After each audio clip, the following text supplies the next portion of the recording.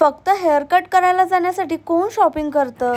मी फक्त hair cut करतानाच नाही बरं का, मला जेव्हा वाटेल, ज्या गोष्टीसाठी वाटेल, जिथं वाटेल तिथे मी शॉपिंगला जाते. या कोणसे शौक पाळ रखे हे भाई. हो, असं वाटतं कधी कधी, पण गाईज यासाठीच तर इतकी धडपड करत होती आणि मला हेच पाहिजे होतं लाईफ मध्ये. म्हणजे मला जेव्हा जे वाटेल ते करता यावं, पैशाकडे बघून माझ्या इच्छा मारायला नको लागाव्यात. अँड कॉंग्रॅच्युलेशन्स टू मी, कारण मी हे सगळं करून दाखवलं. Okay, so back to the point. आज उठल्यावर बघितलं तर काय, मम्मीने कॉर्न चाट बनवलं होतं. थोडा वेळ मी काम करत बसली होती आणि ना माझे हेअर्स खूप मोठे आहेत आणि मला स्वतःला कधी कधी हेअर वॉश करायचा खूप कंटाळ येतो. मग माझ्या खुरापती डोक्यामध्ये विचार आला, क्यू ना आज हेअर स्पा किया जाए. शॉपला गेले तर आपल्या बेंगलोरच्या शाखेमध्ये व्हिजिट केलेली लोक आज श्रीदाच्या मेन ब्रांचला व्हिजिट करायला आले होते की तिकडचं शॉप तर बघितलं, मला इकडचं सुद्धा बघायचं होतं वगैरे वगैरे. आणि जाताना मला असं वाटलं की मला पिंक कलरचं काहीतरी घालायचंय. शॉपमध्ये चेक केलं तर तिकडचे सगळी कपडे माझी घालून झाली होती. शॉपिंग करायला गेली होती मला, पण तिकडे मला हे क्यूटचे शूज सापडले. 2-3 शॉप बघितल्यानंतर फायनली मला हवा तसा कॉट सेट मिळाला होता, पण त्याचं फिटिंग व्यवस्थित नसल्यामुळे मी टी शर्ट घेऊन टाकला. मग जे क्यूट शूज घेतले होते ते जाऊन स्टुडिओला दिले, म्हणजे शूट मध्ये प्रॉप्स म्हणून यूज करू शकतात. देन मी 2-3 सलून्स पाहिले, कोणतं बेस्ट आहे मला काहीच कळत नव्हतं. मी नक्की कुठे जाऊ जिथे माझा बेस्ट हेअरकट होईल. हेअरकट